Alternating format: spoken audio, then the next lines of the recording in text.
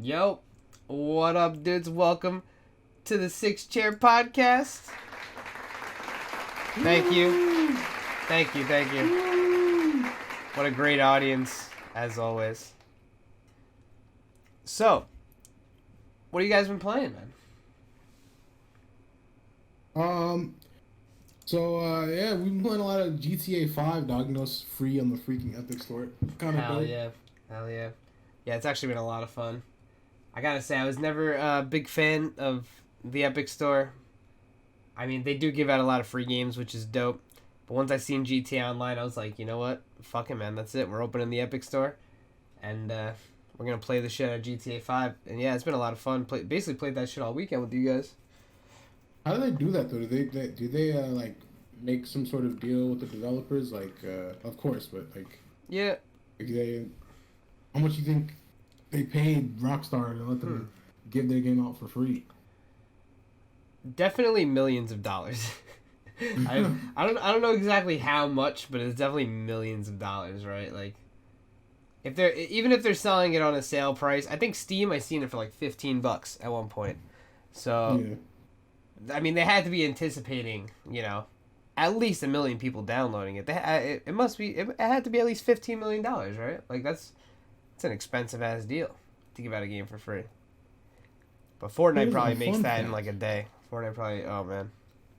Fun fact. So, about 4 years ago, I think, 3 to 4 years ago, I bought GTA 5 on PS4, and it was like around I think it was in May, like May 2016 probably.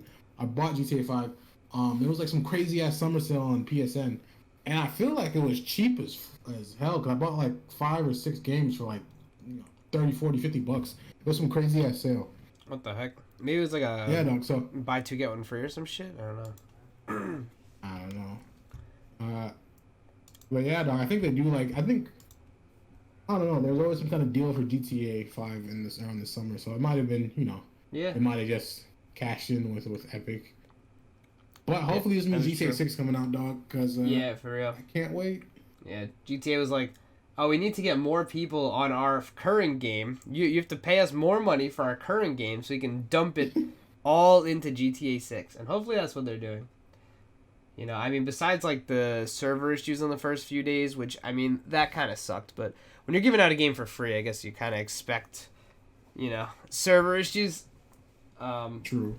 So hopefully they didn't like divide their time to do that. Hopefully they had like a specific server team that sits there and makes sure people aren't hacking like millions of dollars into the game, and also making sure people can play the game.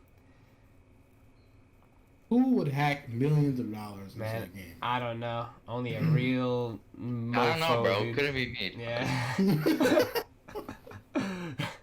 Yeah, I don't think funny, it's you. bro. No, definitely not you. Actually, definitely not you. Yeah. Have you guys been playing anything else though besides GTA 5? APV. Oh yeah. Oh, How is that okay. game? I haven't actually played it. I know you guys are talking about it. Like GTA 5? No, Wait, what'd you say? But worse? It kind of. there's not, I haven't seen many Well, I think I did see a hacker, actually. No, you didn't. No, You you already didn't. remember those cracked guys that were like one-shotting us? Some gun. Wait, you can't one shot in the game. Like no matter what you do. It wasn't one shot, but it was he was 1 seconding us. Yeah, some guns are good like that. The game is pay to win. Yeah, Okay. that kind of blows. Games like that, I I mean- mean, they're fun, but eventually you would probably like hit that wall where it's like, well, can't really progress, or like, yeah, I'm getting shit on. No, That's like always annoying. the game was actually like you don't really have to spend money to do well, but like if you do spend money, you'll have some sort of advantage, but it's normally not that much. But like the reason why the game died is because the developers just did not care about the community, and they Oh. just did whatever they wanted. Yeah, that sounds like most games. Honestly, as fucked up as it is, that's really what most games do. Is they're just like, well, no, this is our plan. Only certain games can really actually like listen to the community. I gotta say, even though we've all pretty much stopped playing it, dude, Overwatch I think has done a really good job of really listening to the community, man, with the whole 2-2-2 roll lock thing, and then hero bans was an attempt at least to fix the problem of like, the same heroes getting played. I guess that was more for the top level, but they implemented it everywhere. I guess it was probably not the best way to implement it. I know now they restricted it. Hero bans, bro. You what? You have a problem with it? Yeah, dog. They're supposed to. I don't know why they made it so that it's basically is it at random or is it they just choose, It which can't be random. It's been really weird. Remember when they banned all hit scan? Oh, true, yeah. No, they were doing it where if it had more than a 10% play rate, it got put into a pool. And I think this was only Overwatch League at first. If it had more than 10% play rate, it got put into a pool and then it was picked at random. But like like a character with a 60% play rate compared to somebody with a 12% play rate had the equal chance of getting banned. Then they started doing it. Well, I don't know like all the iterations, but I know recently they were doing it where fucking whatever gets played on ladder the most gets banned, both in ladder and competitive play. Yeah, so like people like they were banning like Genji, like they were banning like fun heroes that people want to play because that was the most played. It was like I think it was only the most played, so it was banning most of the fun heroes without realizing it. And now they've made it. I think it might be similar to that still, but I know that they made it for only masters and above now. There's no more hero pools for below masters, which is also interesting. But like it is cool that they are like taking multiple approaches and they're changing it up, and they're really trying to listen to the community on this one. I mean, how do you feel about this, bro? Oh, what? True. Okay, dude. Okay. Hero bans. How do you feel about that? What do you mean? What? How do you feel about how Overwatch's dev team has been responding to the cries of the players? True. I guess it depends on what I don't know. I thought I was paying attention and now I'm totally lost. Oh my god. So we're talking about this like one game called APB Reloaded and how the devs didn't care about the player base that much, and that's why the game died, allegedly. Yeah. Why'd that do with Overwatch? So we're talking about like so Gohan made the point like how Overwatch devs you seem to care a lot about the player base. So how do you feel about how like the dev team responds to player base's problems? I don't know. It seems like they're trying to make things more skillful, which generally makes. Cap? What's Cap about that? Moira? They nerfed her. They made her more skillful. How Hey, is she look more at you. skillful? The orb doesn't last as long, And and it moves faster. It goes a lot faster, so it doesn't just hold space for free by just lingering in an area. It like bounces away really quick.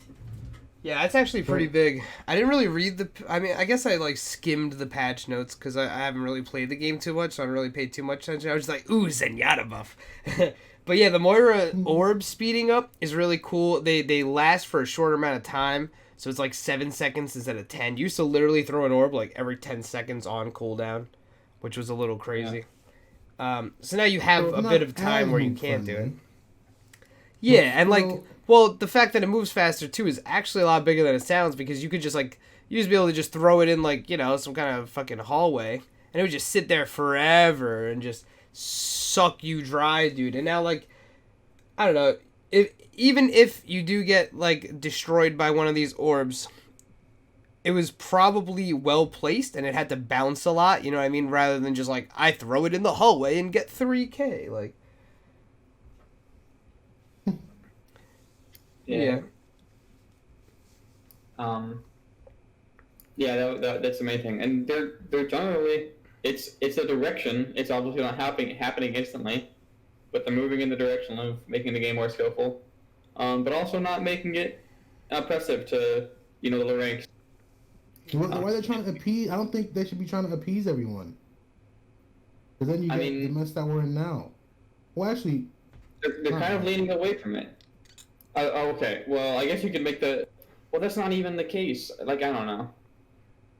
I was gonna say the competitive open queue idea might be, appeasing everyone in a way, but they're just trying to lower queue times with that. So I don't know if that's it's only what they're doing, but that is what that, they've said is part of it. Yeah. that's the main reason they're doing it, because if it was gonna lower queue times at all, they wouldn't have done. Well, Or yeah. increase queue times. I mean, if it's only they're mainly doing it because it lowers queue. Yeah, but you would have to also say, like, the community probably wanted it. Like, they didn't just kind of throw it out there. They're like, oh, this is to lower queue times. I mean, like... I mean, the American audience didn't want it. Or at least they didn't want it before. Yeah. Like... I mean, I don't know. I don't think anybody was exactly, like, begging for it, but it is cool to see it come in. The Korean audience was. The Korean audience they actually were? Really like it. Yeah. Okay. They're like what? Competitive open queue. Yeah, that is a cool idea. Because you don't have to wait a long time to play DPS. You can just go in there and play DPS anytime you want. Yeah, even if you have 4 of them. Wait, what is like the good old days? Queue? It's old school Overwatch, dude. Yep. Yeah, it's World Rank. Yeah, it's literally just get into a game and then figure it out from there, dude. You're gonna have 4 DPS and 3 Reinhardt mains like at the same time somehow. I don't think Korea really had a problem with mad people being selfish about playing. Yeah, well that's sure why some of them they were did, happy, right? Well, yeah, exactly. Some of them did, but they're happy because now they're like, fuck, we can just get into games and carry the noobs. Like doesn't matter. Play Genji all the time. Okay, well, they're hardcore anyway, so that was the... That's true, too. They played incorrectly to begin with. Well, not entirely, but more often so than the casual Americans who barely cared to try it.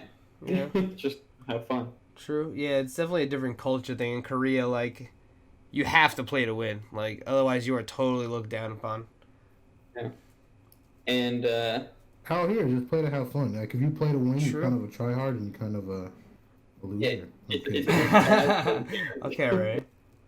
But, yeah, they're trying to make the game something that the players can like. Like they said, they implied, I don't remember if they said for sure, but they've heavily implied that guilds are on their way.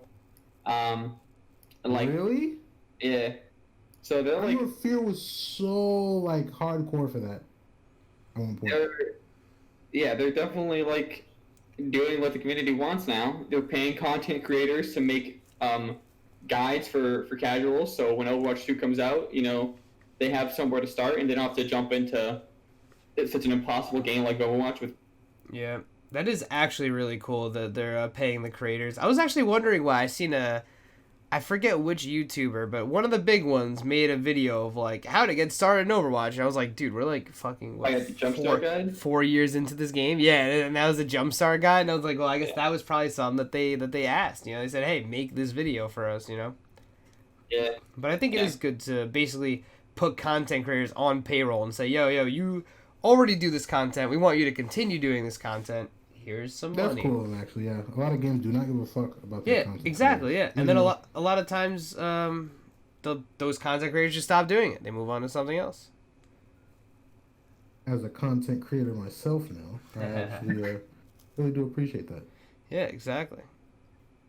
Yeah, I mean, you get big in a game, and then developers just like, hey, dude, keep playing this game, keep talking about this game. I mean, a lot of times, people go to YouTube and they get influenced about what games they want to play, or they just go there for guides and stuff like that. That's what I would go to. I would go to YouTube and look up, how to do this, how to do that in a game. Very often. Right. Very, very, very often. Yeah. Nah. Unable to play the game without a walkthrough. Yeah. Nah, I mean, I guess it's not very often, but, if there's anything specific in my mind, I usually YouTube it. Easiest way to do it. Get a nice little walkthrough, video representation, dude. I like all that. Now, thinking about another FPS game that we've all been trying. So, how do you guys... So, everyone knows, or if you're in the know, you know. If you're in the know, you know. So, if you haven't been under a rock... That freaking Riot's highly anticipated FPS, blah, blah, blah, Valorant, is in closed beta, has been for over a month now. Wait, what's that game? And yeah, basically we've all tried it. How are you guys feeling about Valley? I don't like it.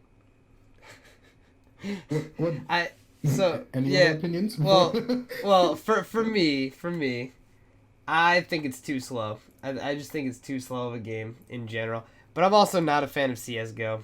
You know, I like I like to hold W. You know, this game you can't really just hold W, man. You gotta sit in your window and make sure you're holding the angles, dude. When they peek you, you gotta be ready, man. Like, a lot of times I want to scratch my nose, dude, and then all of a sudden they friggin' peek me like they know I'm scratching my nose, dude, and then I'm dead. That's it. Well, I meant use the Overwatch, bro. you can't just hold W in Overwatch though. Yeah, You're not holding corners. You could usually. I like to hold W. Yeah, even on Zed, Gohan will do it. Yep, exactly. I was constantly right next to my Gohan right. plays Yep. It's one of the reasons that our team worked so well being aggressive, because he would also push. Oh baby, oh yeah. You know I wasn't about to be safe out there, dude. I'm not afraid to give my life for the greater good, you know. So I want to. So the difference.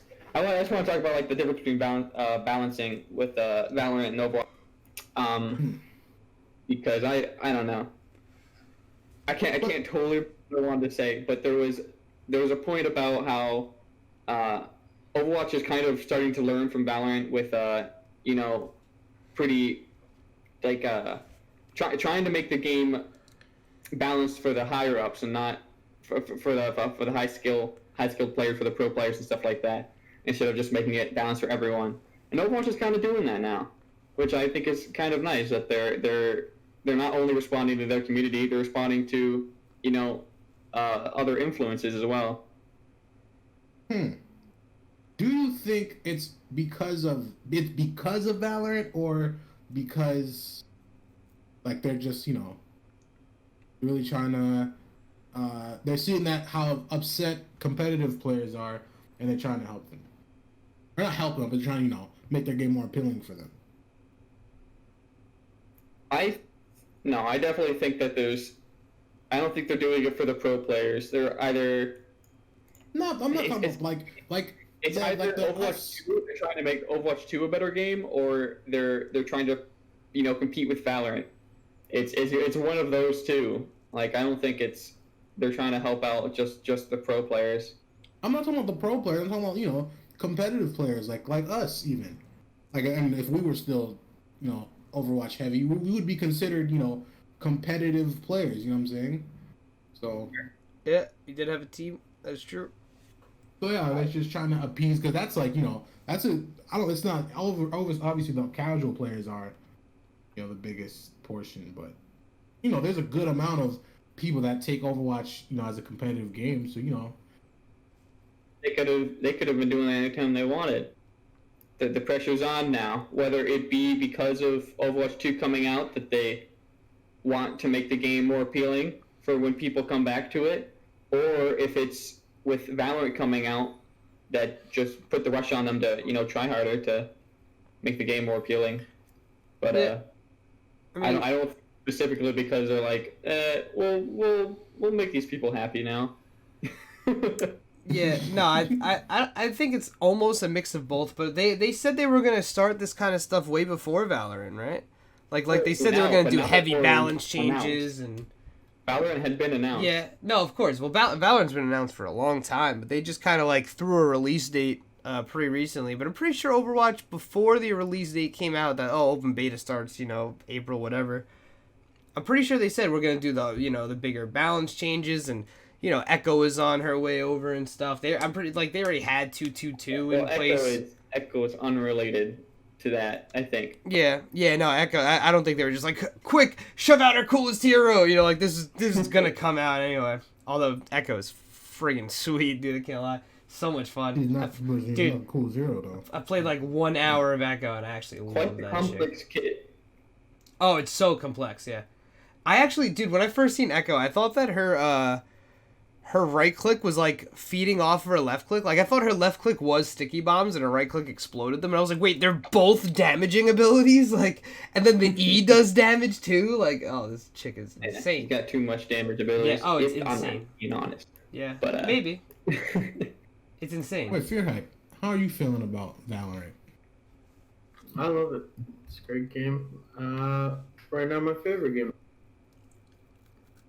What do you like about that game? Like, what makes it your favorite game for you? True. I really like that. I think probably the.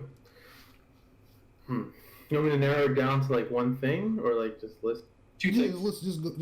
All right. Let's just- Off the top. The first thing is I really like ability style shooter. Overwatch. True. You know, early days, and I actually really like the what's the right word?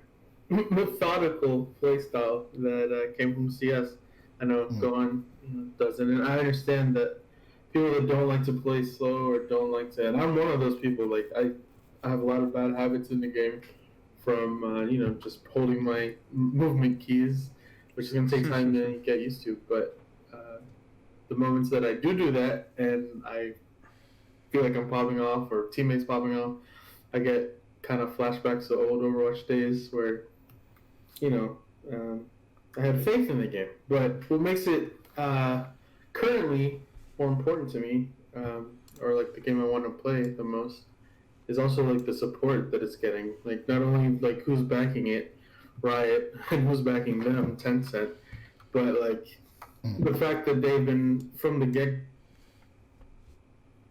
go from the. Oh. Can you guys hear me? Yeah, we hear you. Sorry, it's my internet. I was saying from the get go. I know it's a beta, but I feel like from like off the start, they've been like on it in terms of balancing and being very, very, very open and honest with the community.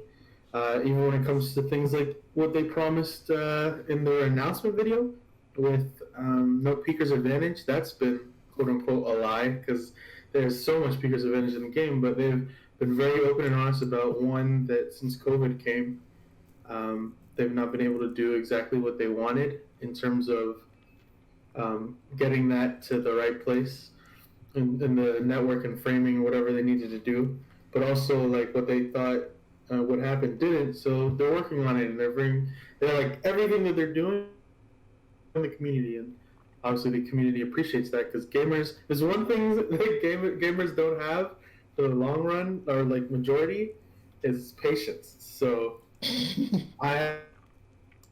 for me, like that's extremely like promising, and like the longevity of the game, and I like the gameplay. So I think there's a lot more to come, and I'm excited for that. I don't think anyone has anything to say about that, but I did have something to say about that patience thing. Oh yeah, blanket statement. Like obviously, like. Oh no, I was kind of go off on that about how I don't think a lot of the pro players that are switching over to Valorant are gonna have the patience to stick around and have a successful career. They're just here for some short-term success, and then they're gonna move on. I would agree with that. I think in terms of yes, I think that's already starting to happen. Like the biggest quote-unquote Valorant player, Summit, while he was streaming it, he had like 200K plus, like almost every time. A lot of that, was beta warriors, but he was the biggest out of it. And one day he just stopped, and like people asked him, "Oh, why? Why don't you want to?" He makes excuses and whatever else. Like I think when it comes down to it, CS stopped before that, and also like certain things like it. So you'll focus on generally. You're cutting out. I said just generally, I think. Hello. Yeah, you good. All right. I said just generally, I think he doesn't like the game, but that's like the nature of the streamer is like once you're tired or bored of the game, to move on. And then once the streamer does it, like all the casuals are gonna do it as well. So I think, well, a lot of casuals. I think I agree with you. I mean, I think that's definitely gonna happen. Already is starting to happen, and will always happen at least for a while with any game. But they're ready. Here's my thing. So, wait about Summit specifically, about the pros that come from other games. Oh, either or. Okay, so about the pros that are coming from other games. I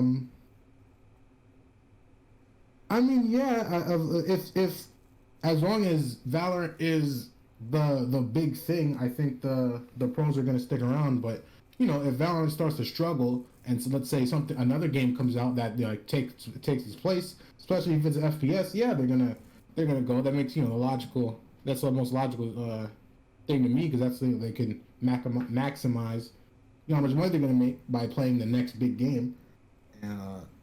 Yeah, so I don't think they're gonna be around for the long haul unless, but you know, but the counter to that is Riot is known for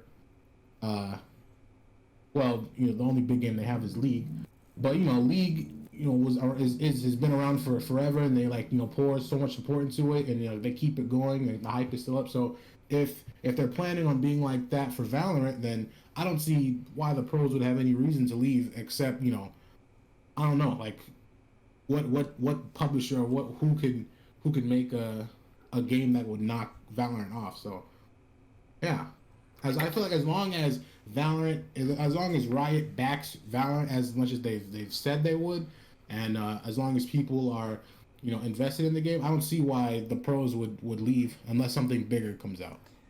Yeah. I don't think it has to be bigger. I think they're just not going to have enough success in Valorant, and they're just going to. Now you hating. Now you're a hater. Now see, you crossed the threshold, homie. Now you're a hater. See, you or sorry, I cut you off. I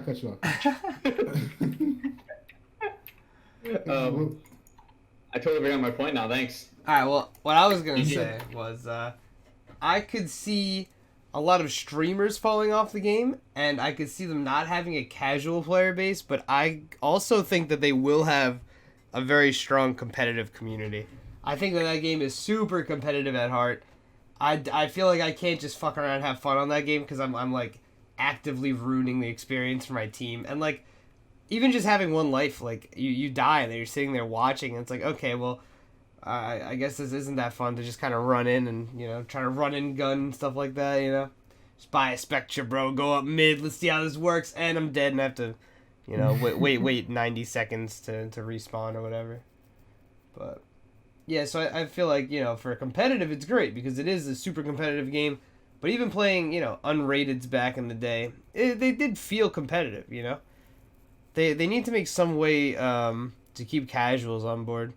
I think that's how they'll have, like, really long longevity of the game. Yeah, that's how, I'm not gonna lie, that's how I feel too, but at the same time, I gotta remind myself that this is, you know, closed beta. They're not trying to show a complete product. They're trying to make sure that the gameplay is good. So, that is true. Sometimes, you know, I'm not gonna lie, lately, I've been feeling like, you know, I want to play, but I really don't. The only thing that I could really feel to do is to grind my ass off on that game. You know, I don't feel like grinding, you know, 3 maps and, you know, two viable ARs and yeah, you know, you know, I'm over exaggerating, but you know, but it's closed beta. It's not supposed to be. Right. No, I mean, it is. I mean, I feel like it's basically, do you want to play Vandal or do you want to play Op? Like, that's the game. And then it's like your character, but you can't switch that. I mean, the Phantom's okay, but I think eventually, like I feel like when you get into pro play, it's going to be all Vandal. I mean, I could be wrong, but I just feel like one-tap headshots from any distance is kind of OP. And pros are going to be so good, they're going to be able to utilize that from crazy distances or, you know, crazy reaction time, like... That's going to be sick. I can't wait for the highlights. Yeah, like... But I just feel like Phantom is inferior. And then, you know, the Op, obviously, staple in those kind of games. The SMGs are good. Yeah. I'd say there's a lot of really good weapons. And, you know, the fact that Hello? You guys Yeah, we hear you. Hello? Yep. Sorry, I was doing the fact that like, well, they've been doing a lot of balancing, but the fact that not any gun, but almost every gun is a one tap headshot or close to it, like two tap. Even the pistols is like really high time to death or time to kill, whatever. Yeah, low time It's to like kill. really good for like the balancing because obviously the pros are gonna go for whatever gets the job done fastest, like the easiest, right? But in terms of like not the pros, but those playing competitively in my matches, I see Odins, I see Ares, like almost every other match, especially since they changed the balance in the weapons. So obviously the Vandal is still the most used gun, but I do think with a little bit more balancing, like they've been doing and stuff, like they could reach a better place than at least CS:GO was. Also on the point of CS:GO, I wanted to bring this up a little earlier, but you guys were saying in terms of the competitive nature of the game, they should do them more for casuals. I strongly disagree because if you look at the type of game that it's trying to be, it's not trying to be Legends, and they've made it like from the get go. This game is for competitive people, and pretty much we're fine with other people casually playing our game, but we're not going to be focusing on them. We're trying to bring. I think those people will come anyway if they see people that they like playing the game, much as if they balanced or tailored the game toward casual. If you look at CS:GO, right, that has a very, very healthy, or pre-Valorant, a very, very healthy for a long time, and it's very slow, methodical. I'd say even less casual than Valorant if you're talking about like abilities and stuff like that. So there's an argument to be made that they should just double down on this, and I have an idea personally. Yeah. I was speaking more so, but the reason I was speaking more so about like different things to do other than like grind the rank. But that's what I was saying. I have to remember it's just closed beta because that's why there's not. Oh yeah. Yeah, and I actually do hear your argument too with the whole casual thing. I think that's probably the best thing that they have is the different characters and their different skills. I think that like the more I think about it now, like I actually do maybe think it is more casual than CS:GO, and you are definitely right that CS:GO has an incredibly large player base. Not everyone is super competitive. I think you do usually get on the game to try, but yeah, I kind of agree with that. I'm not gonna lie. Also, what RedE was saying just now, like I didn't even factor that into consideration. I thought you guys were just saying, but definitely I agree. They should definitely bring more modes, and apparently, according to the leaks, they have like deathmatch ready to go for like for launch, for actual launch and stuff. Yeah, that would be dope. I think those will be good to bring in more people and more casuals as well. Yep, for sure. No, I think that. I mean, like Ray said before, like with Riot backing it, dude, they're going to make it a better, more like everybody can pick this up and play it kind of game. It's in closed beta. There's probably gonna be an open beta at some point, I would say, and then the full release, or they just straight up release it at a closed beta because they've given out a lot of keys. I'm pretty sure they're giving out a lot of keys. The last someone asked them about it, they said there's open beta, it's just straight to release in summer. So. I don't know if that'll change. It's possible. But... Yep. What about what Acme said about pros coming over? Did you say they don't have the talent? Is that what you said? I don't think they have partially the patience and the dedication needed to stick around long enough to play with the good, really good players that'll come out. But here's what I don't. Okay, but. They were already pros in another game, so they already have what it takes to go pro in a popular game. Well, I don't see why would Valorant. Why would you need more patience in Valorant as opposed to Overwatch or Apex or? Because I'm talking about these people that jump. I'm not talking about like the long time like CS:GO pros. I'm talking about like the people that jump around from different esports constantly, like Mendo, Overwatch, Apex, and now Valorant. Like, but he was pro in both games. So that's what I'm saying. Why does he need pro? Why does he need this? Quotations. Like he pro in like rotations. Like, sure, he's gonna win on early, but like, he's not gonna stick around and stay at the same level. That's not. You don't know that. Just because he hasn't done that before doesn't mean no one does that. No one stays at the same. No one can compete at the highest. I think level. he's saying using Mendo, but I think he's saying like the Mendo is like part of the group of people that don't stay. So it's possible that he could stay, but it's from what those type of streamers or content creators or whatever, pros, whatever you want to call them, they do that a lot. They hop from game to game. Wait, Adam, are you talking about content creators? Or are you talking about pros that are coming from other games trying to high level players? Yeah, I guess I would say. But like, that's completely. I don't agree with that at all. Not gonna stick around long enough to get good, like really good, like he did with Overwatch and like he did with Apex. He was pretty good early on, and then moved on to a different game. Are you just talking about Mendo or in general? Okay, okay. I can bring up other people, I guess, but like. No, that's a good example. Seems like it's just not good. Like GameSuit is one of the only players that I know of that's gone from two different esports and stayed at the highest level for a long period of time. So like, are you talking about pros or are you talking about content creators? Mostly pros, high-level players. I mean, if they do content creation too, or for a little while. Do you consider Mendo a pro, though? He was a pro in Apex and Overwatch. Was pro like Overwatch League or pro? No, it wasn't Overwatch League. Okay, so kind of my point. He was in Overwatch League. On what team? The Outlaws. You might be right. I might have forgotten about that. Did he play? I don't remember. I don't think he had much play time, but he would have 1,000% gotten play time if he didn't go to Apex, which, you know, he was benched. He was, you know, he saw an opportunity and he took it. I don't see like you shouldn't fault him for going to the next big thing if he's not getting his opportunity there. You know what I'm saying? That's why I'm saying like this whole like. Was that me faulting him though? Like, I thought this started because Amy was saying like, you know, that's a general trend, like, you know, the gaming society. But I didn't know, like Amy was kind of saying like.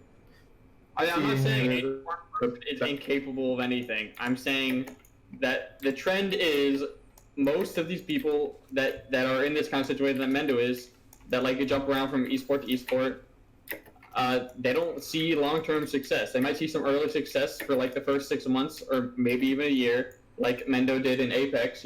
For like a year, he was at the top level, but like he's not gonna stick around in Valorant for long. He's gonna move on to something else. Some other shooter's gonna come out. Maybe not. It's likely. Okay, it's like if the next big game comes out, you know, it's possible that they're gonna switch shit. But so are you saying like that's the only thing that's stopping the fact that they might go to another opportunity?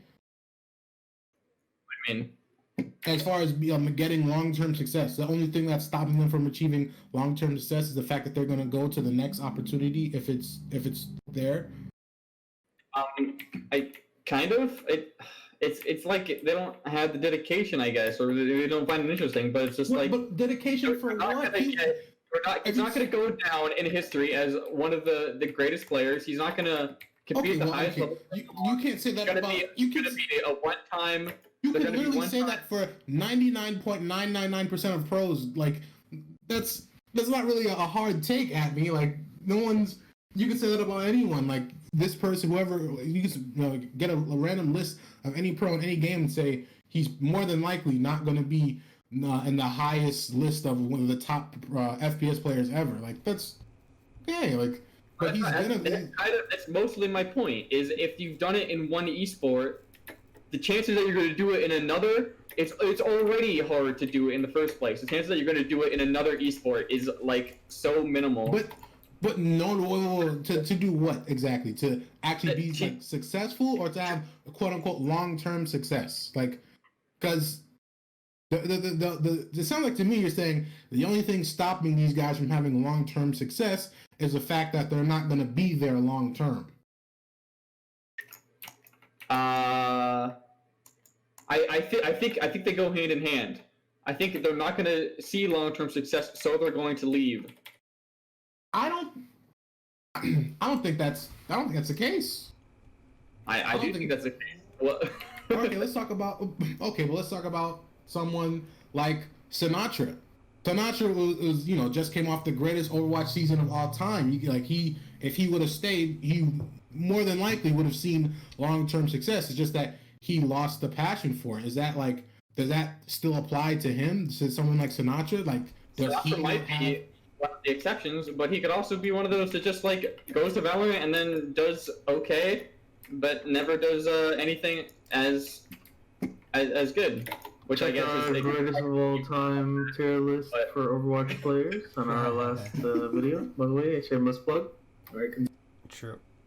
I don't know. What I'm saying is that's Corey. not like... I don't think Corey's gonna be a top Valorant player. I don't think he's gonna define top Valorant. Bro, Corey's cracked though. I don't know.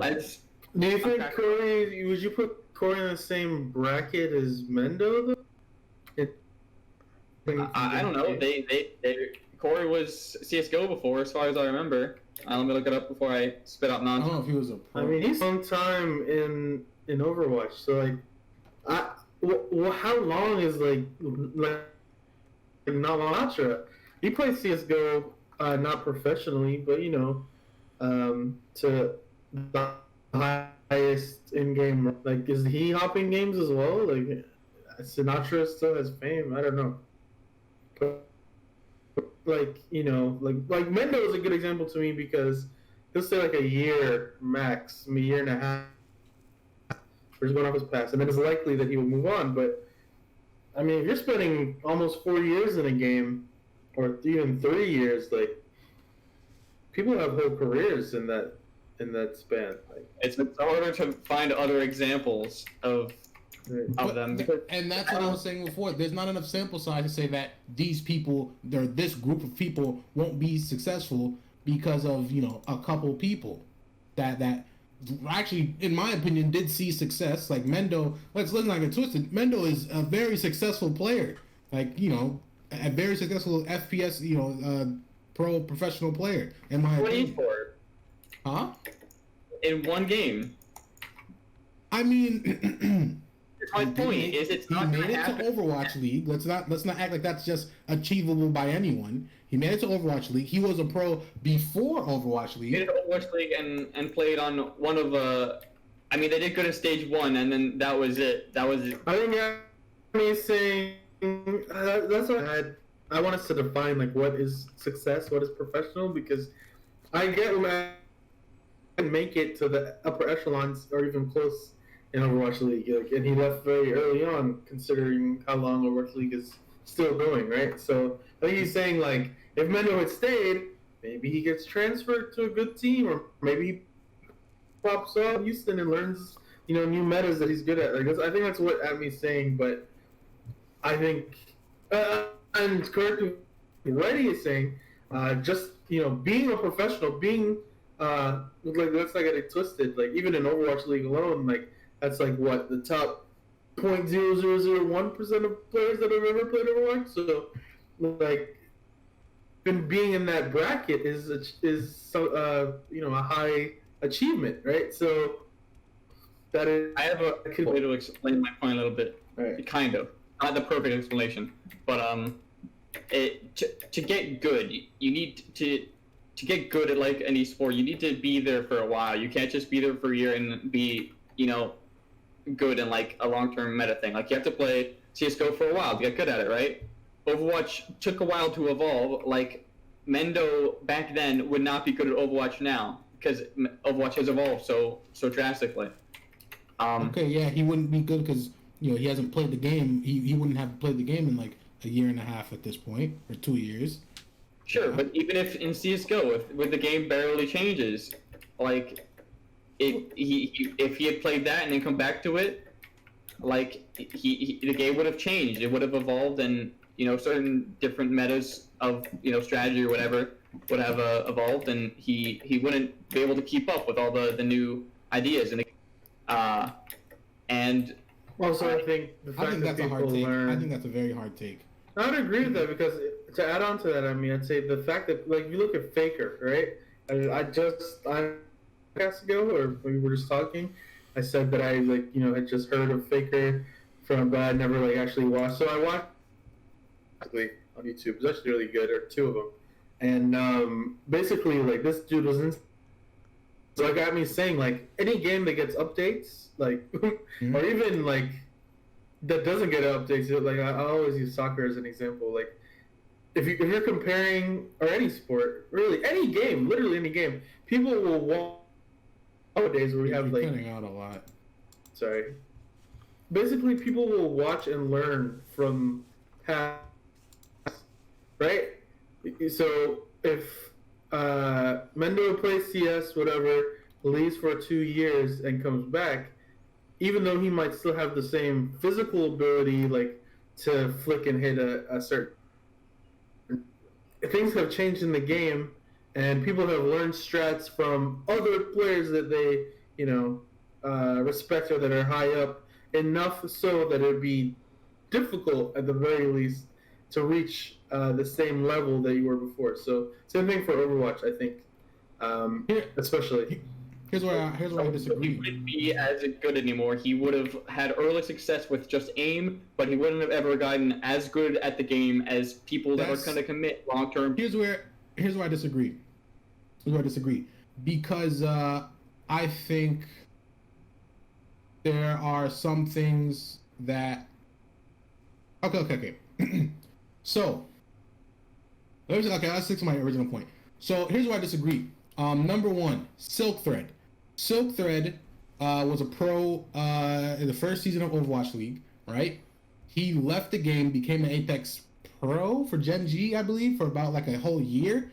We saw him in some it wasn't Overwatch League, but we saw him in I think it was Open Division. He was on a team with Harblue, Red Shell, Kefri. I think it was a tournament for breaking barriers or whatever it was.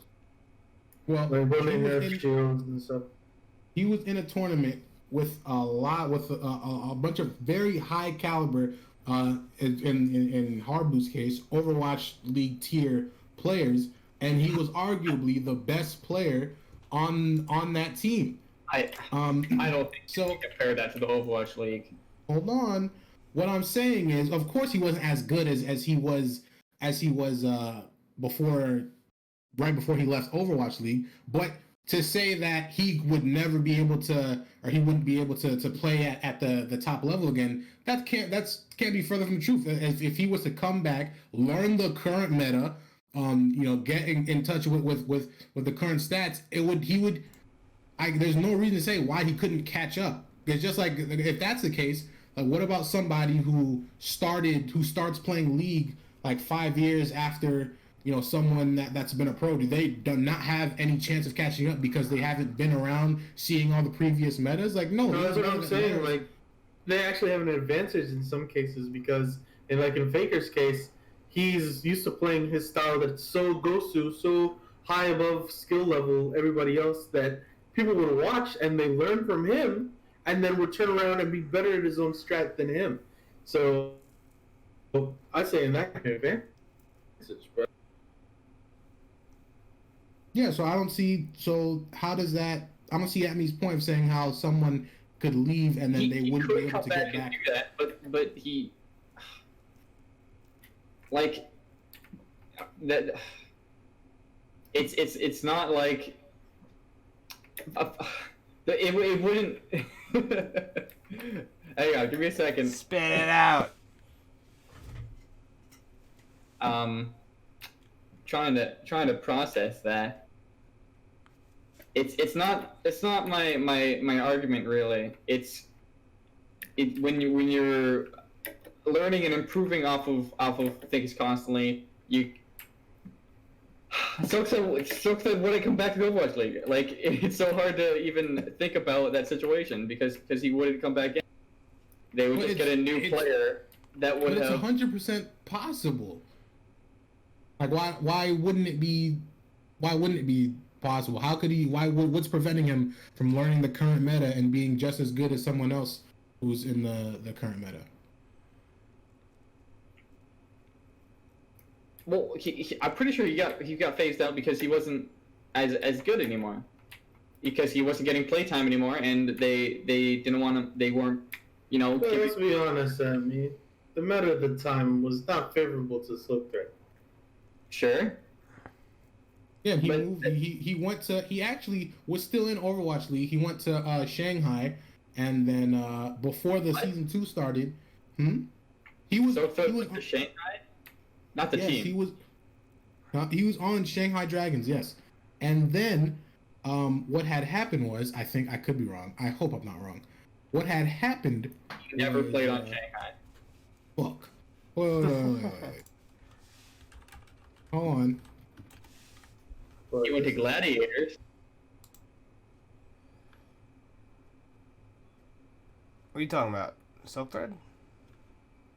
Yeah. Hold on. He didn't play in season. He never played. He played season 1 of Overwatch League, and that was it. Yeah, he was never What on the hell? Shanghai. He definitely was in China for some reason. It wasn't for Overwatch. No, it had to be for Overwatch. What the heck?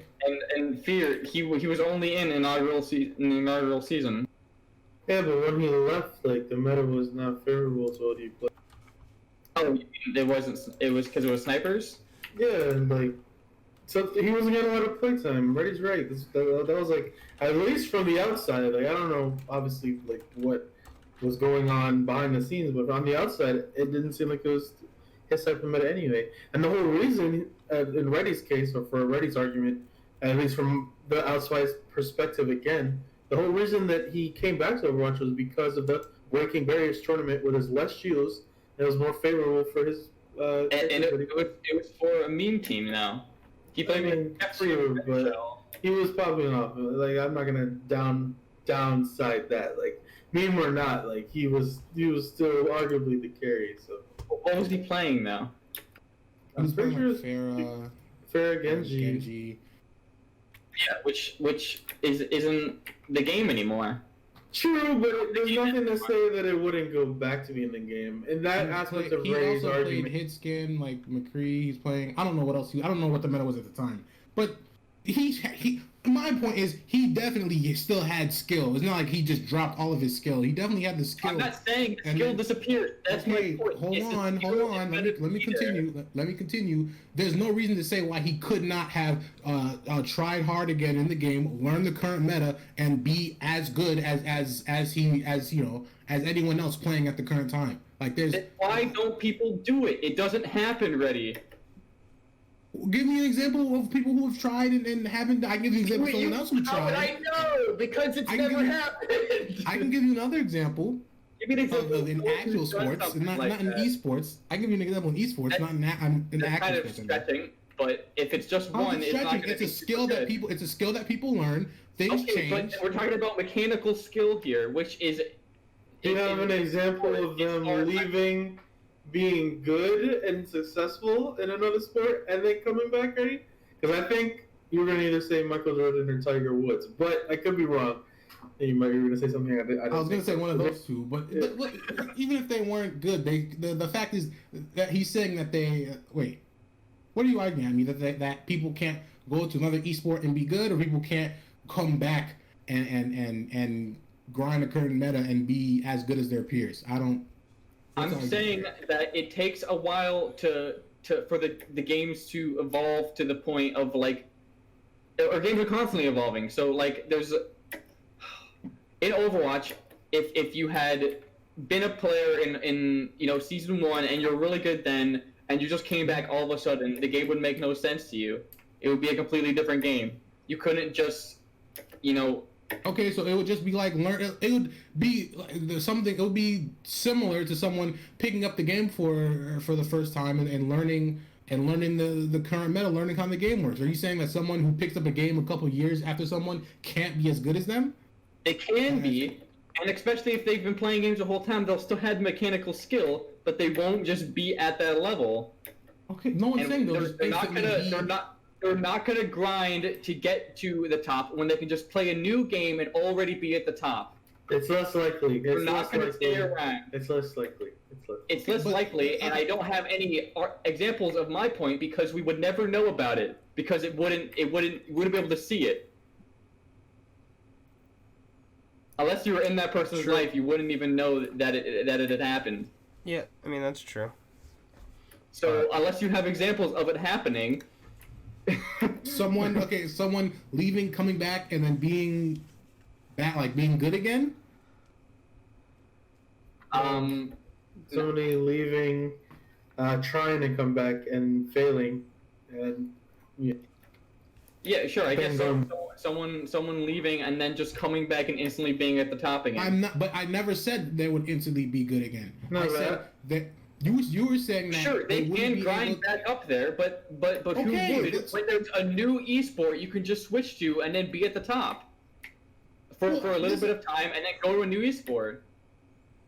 Look, I don't know. This is the scenario you've made. I don't know who we're referring to when we're talking about this, but I'm just arguing that anyone could definitely do it. It's just, of course we don't have any examples. It's very unlikely, which is my point. What are we?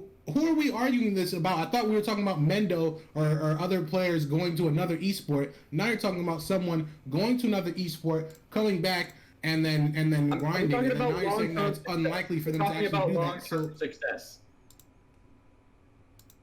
Okay. I was trying to define what long-term success was,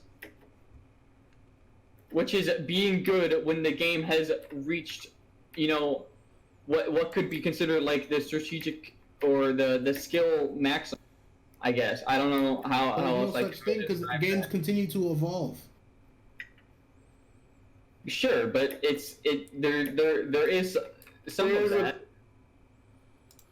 There's a what? In terms of You cut out. Say it again. Me already. You. I was saying there's a plateau when it comes to game knowledge, like until the game changes. Like overall, if you take people just learning Overwatch, and then they'll reach eventually a point, even while Overwatch is changing, where they quote unquote peak, right? And that's when they've learned what they're doing, right? So I think in that aspect is what Ami's saying.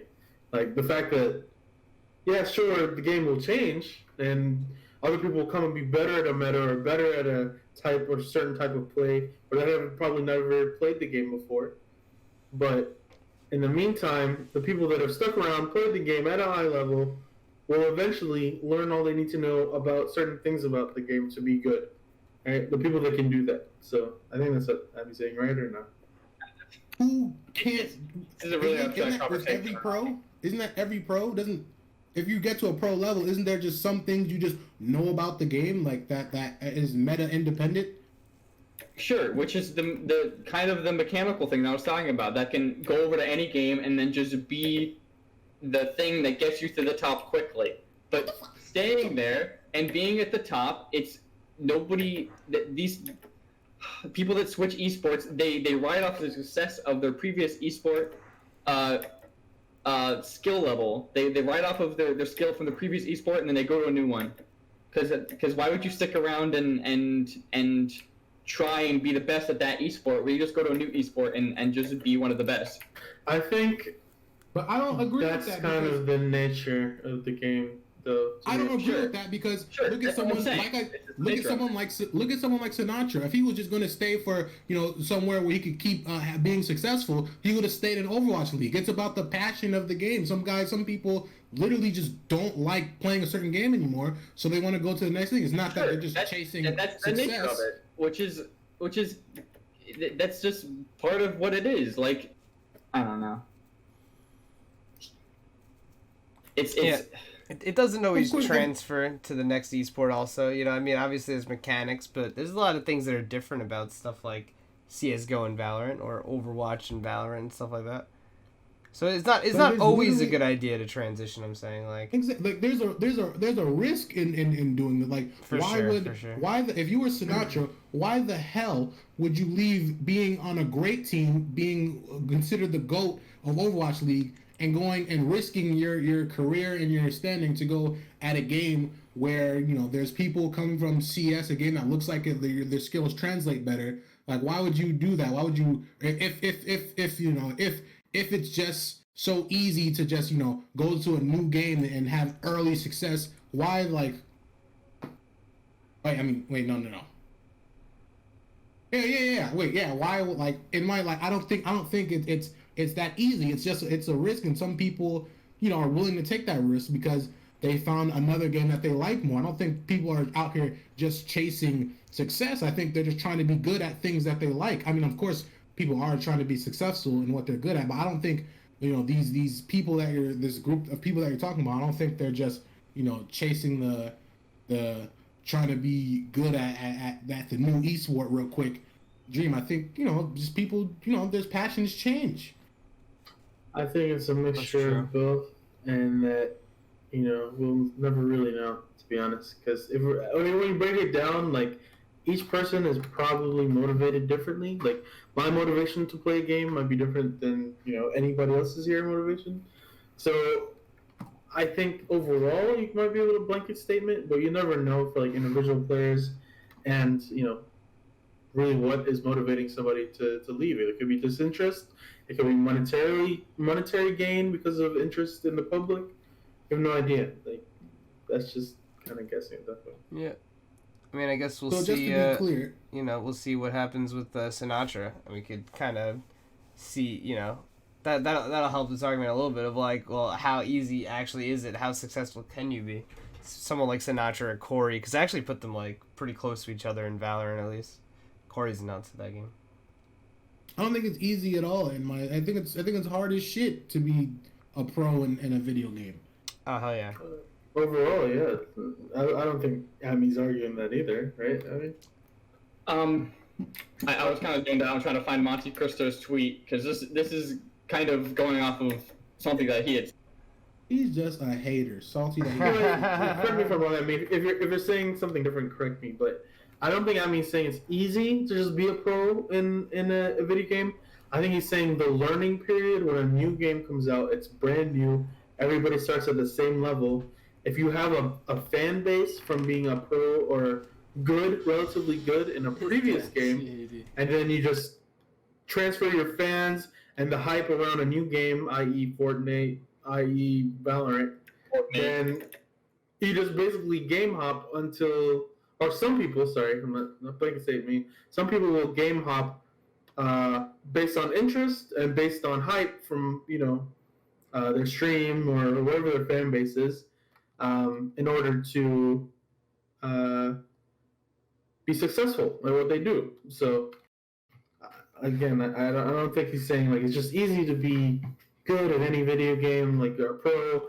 Like, no, I think he's saying in the earlier stages of a game, especially if you already have that mechanical skill, you already have, especially when it comes to FPS, you already have some level of skill that can be transferred in a game. That a lot of people will do that to ride the hype. Not everyone. I have a tweet to read from Monte Cristo. Before you sign a player once great in another game to represent you in Valorant, ask yourself, why was this player unable to stay at the top of that game? Odds are, if they lacked motivation before, they won't get it to keep up with a teenage grinder in Valorant in the long. It's if you don't have the motivation and the dedication to stick around and get really good at the game, you're not going to do it long term in Valorant.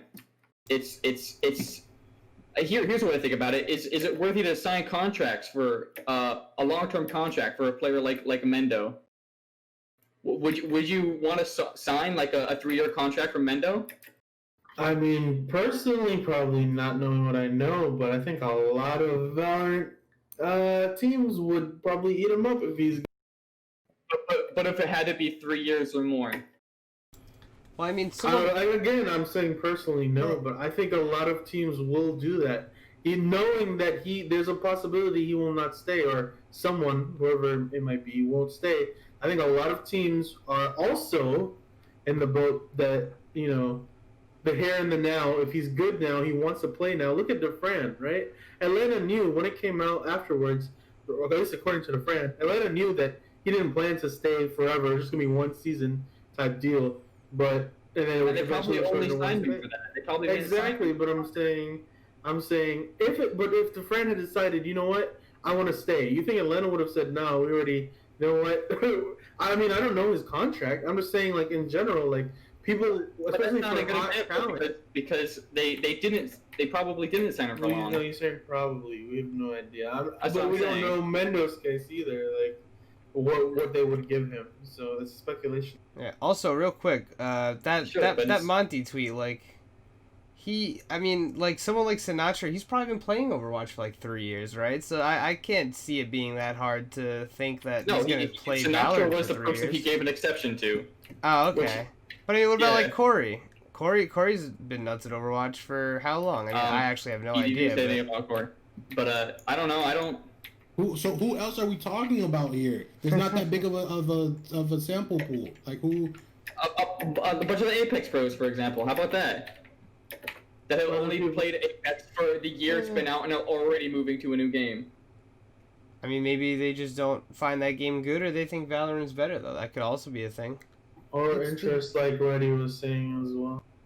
Like A lot of people, how if do you they're not judge- passionate, go ahead. How do you judge how do you judge where anyone's motivation is going to be at in 3 years? Like it's a risk, regardless if you're taking a pro who left Apex or if you're taking some Would you teenager rather who's get a cracked teenage out. grinder who is good now and they still have a lot of room to improve and a lot of like room left to grow where you can mold them into a player that has a dedication instead of someone who can just ride the success from game to game and has no reason to stick around? It's a risk either way, but I'd probably take the person who has more fans to starting out. To be honest, That's what I think a lot of teams That's will not do. been how teams do this though. That's never been the case. it is how teams. What are you Yeah, that talking is about? how Teams teams take people do that. with massive Most of fan the bases. Overwatch pros were from like, okay, some of them were, but not most of them were. Most of the Overwatch League players now weren't from other games. They came up on Overwatch. Right, but that's now. Like we're That's what I'm saying, comparing in the apples long- to oranges. Right, but you're talking about apples and oranges. You said who would you sign now? You asked RedE, who would you sign now? Like that's in the beginning. That's the same thing that happened in Overwatch League.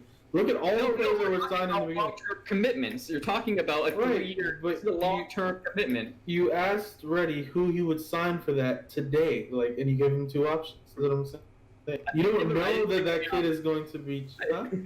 I didn't give him another option. I mean, I guess I did. The option is Mendo or somebody else. Our teenage grinder, right? Yeah, sure. I guess. I don't know. A teenage yeah, grinder no, wouldn't be able to prove themselves yet.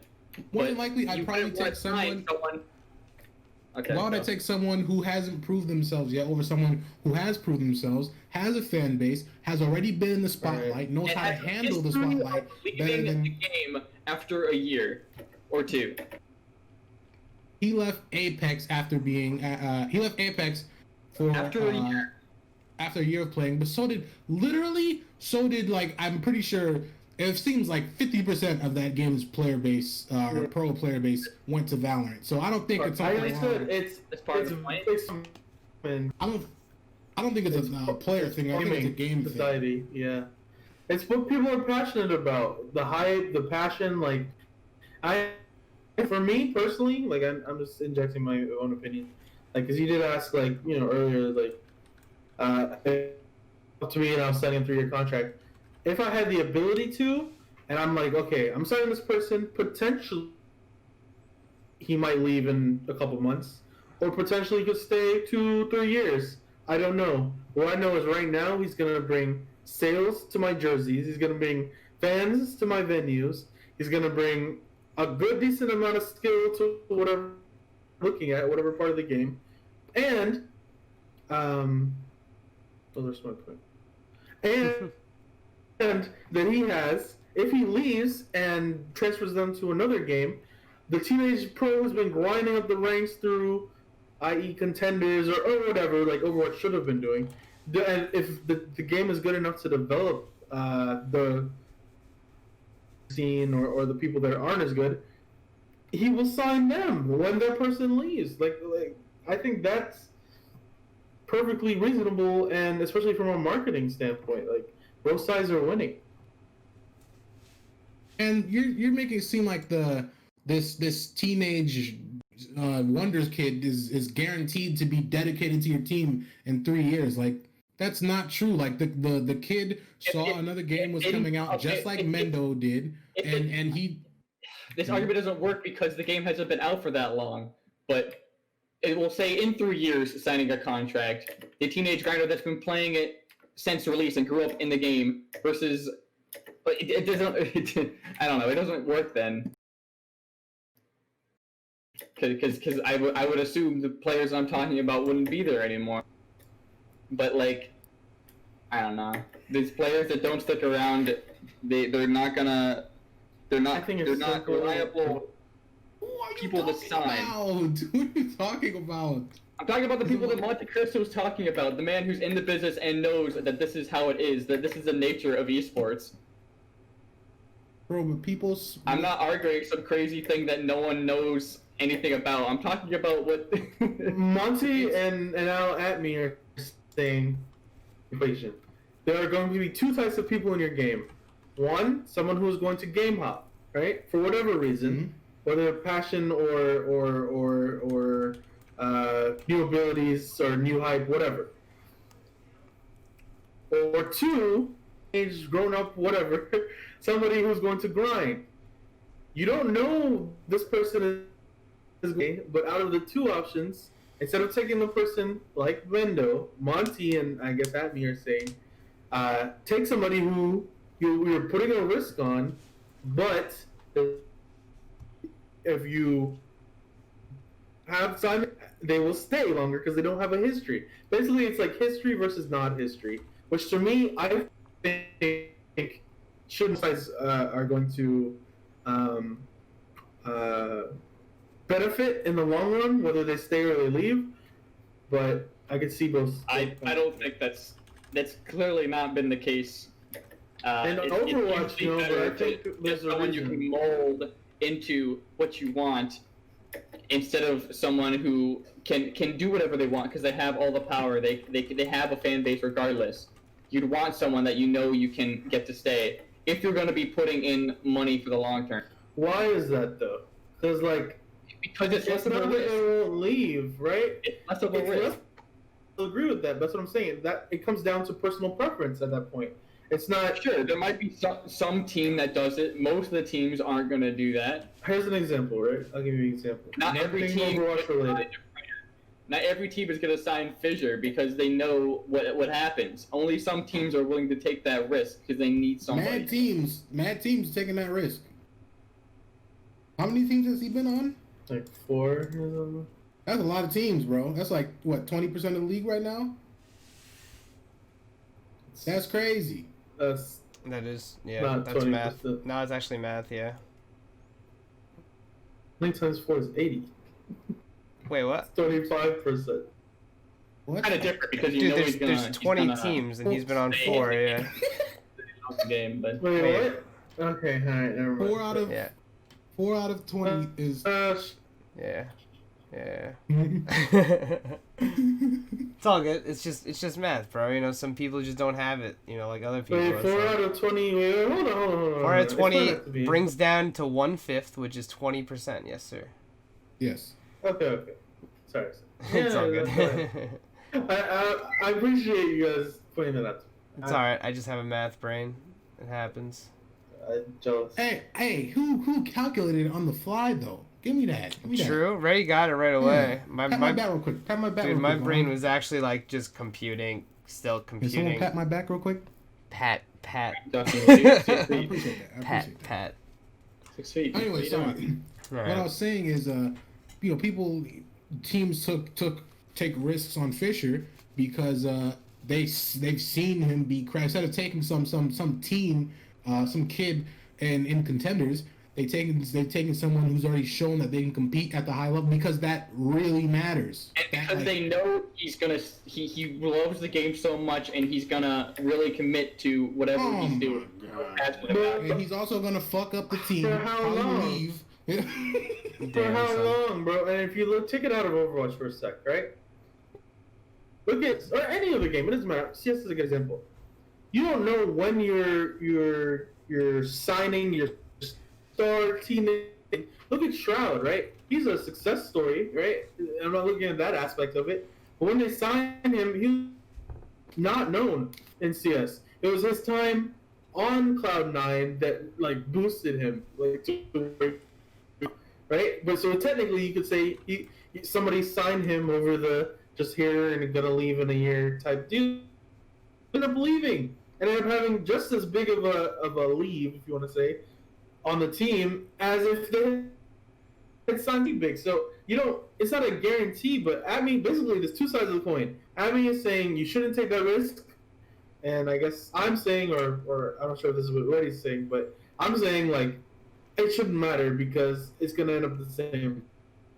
It's just preference at that. Sure. I guess you could make that argument. It's I guess more likely. I guess what we're kind of coming down to here is it's a business decision. Right, exactly. How much risk do you want to take, or if you think there's that much risk there? You and Monty are saying, do not take the risk. Yeah, it's not worth it to take the risk in most situations. Right. But okay, what's stopping this teenage wonder kid from adult, wonder guy from or woman from getting good at the game, getting on the team, building his own fan base, start streaming, building his That's own Shroud, thing, bro. That's Shroud. That's and then hightailing it out of there. Like, it's still a risk. I don't see Well, he's saying it's less of a risk. That's all he's saying. Either unknown or someone who it might happen, who has a history of doing it. It's more likely of happening. You can either take the risk of the unknown or the risk of the I don't know. It just seems like there's also the risk that the kid is not that good. Like, at least for the person who's already played before, you can Yeah. and just high or low. You don't know what card that is, but you know what the other person has. You know the other person has a high chance of leaving their esport. But you don't know what your card says. Your card's random. Wow. It could be any. So you gotta guess high or low. Which one you want to take. It is a business decision, and that's why I think beauty in it. And I don't think it should be. I don't see any problem with it being encouraged to change, but I don't think you're doing your game in like I say everybody took that approach, right? And every Sure, we don't want that. This dude might leave. Yeah, that would be terrible for the scene. Imagine like half of these pros, like you kind of have to, like, and it's that until gaming as a society changes, like it's gonna happen. Like you're gonna have to sign pros that might leave, like or have a history leave. Here's my last point. I think it's unfair to judge the work ethic and motivation of. I think we're mostly talking about the Apex people that left Apex after a year of playing. I think it's unfair to judge those kids or those people for leaving because of the release of the biggest FPS game to release since Overwatch by the biggest game is right a publisher or whoever game developer, the game developer in the world right now, right? Bigger than Blizzard or one of the top. I'd say yeah at this point. Yeah, so okay, I think it's very unfair to judge the motivation of those players because they took a no-brainer basically, like to go into and I'm not biggest saying all FPS game of probably the decade. It looks like it's gonna be this decade, or unless I don't know. Yeah, and I'm not saying A long 10 years are doing it because of the reasons that I've said. Like I know Apex had issues. They weren't listening at all. But they still have issues, bro. Like Yeah. really bad issues. But like it's not I don't know. It's a risk to take players that may have a history of this, and it's a case by case basis too. You don't want to just assume every Apex player is now off the table, but players that are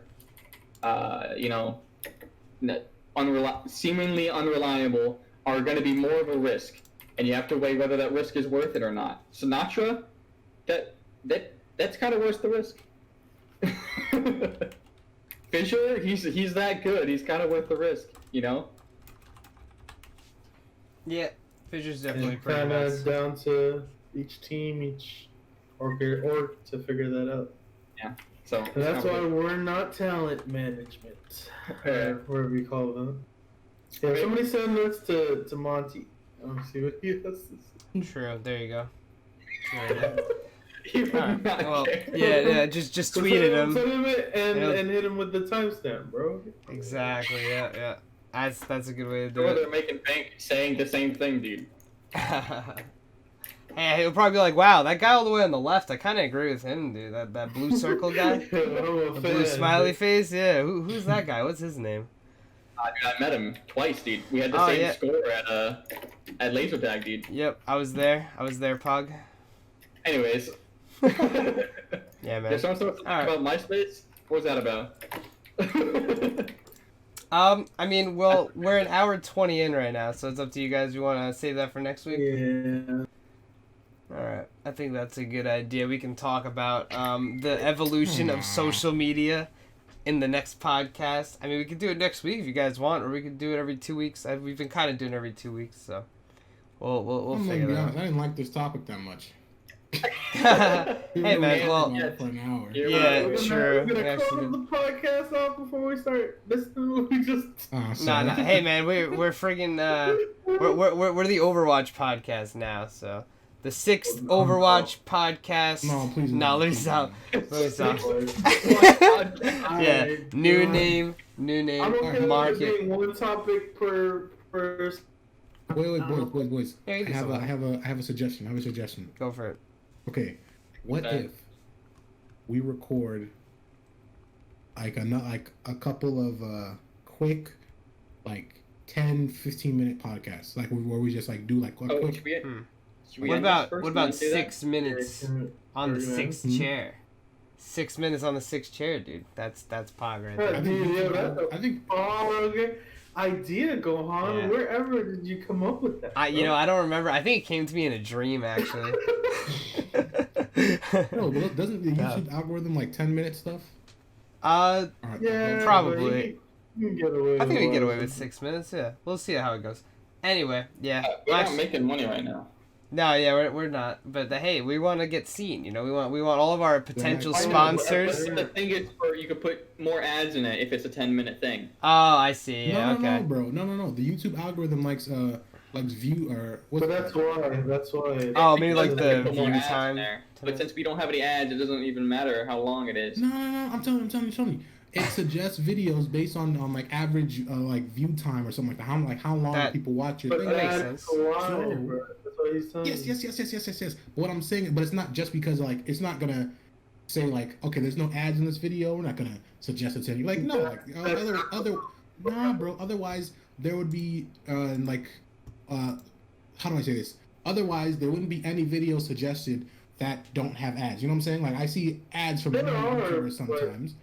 But it's like a 90-10%. Like, But what I'm saying, it increases your chances, even if it's by like a couple percent. That's being like not low people, but like low. stop starting, bro. Lower on the totem pole. We should take every advantage we can. Hey man, well, Gotta get every advantage, dude. yeah. Well, I think we'll get there eventually.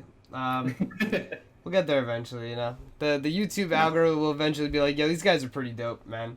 Let's just push this content to the front page. We cuss That's it. Mm-hmm. in your content as well. So Yeah. don't like that. Yeah, fuck, man, that's something we gotta work on. Boys, who wants to grind? Who wants to Um, grind out podcasts for the rest of the night, boys? I'm down. Yeah, that's We can it. talk That's about all more we're gonna shit. do from now Let's on. do it right now. No, let's No, actually no, not. All right, maybe I should. Don't require everyone because I think especially those that have topics. Like I brought this up last time. I can't remember what you and Abby wanted to like continue talking about. You guys remember? It was this. What we just talked about. Okay. But yeah, I think it would be great for like a one. You can have like one-on-one. I don't know, something like good for that. And, you know, it doesn't have to be just two people. Yeah, we could do that definitely. For Whoever's available, you know, or we could just clip it out of my stream, like the MySpace talk. All right, should we have an official ending, or should I just cut this 5 minutes ago? I think we have an official ending all the time. That's a good idea. Just have like pre-recorded, like if you listen to a podcast. That's not a bad idea. Yeah, true.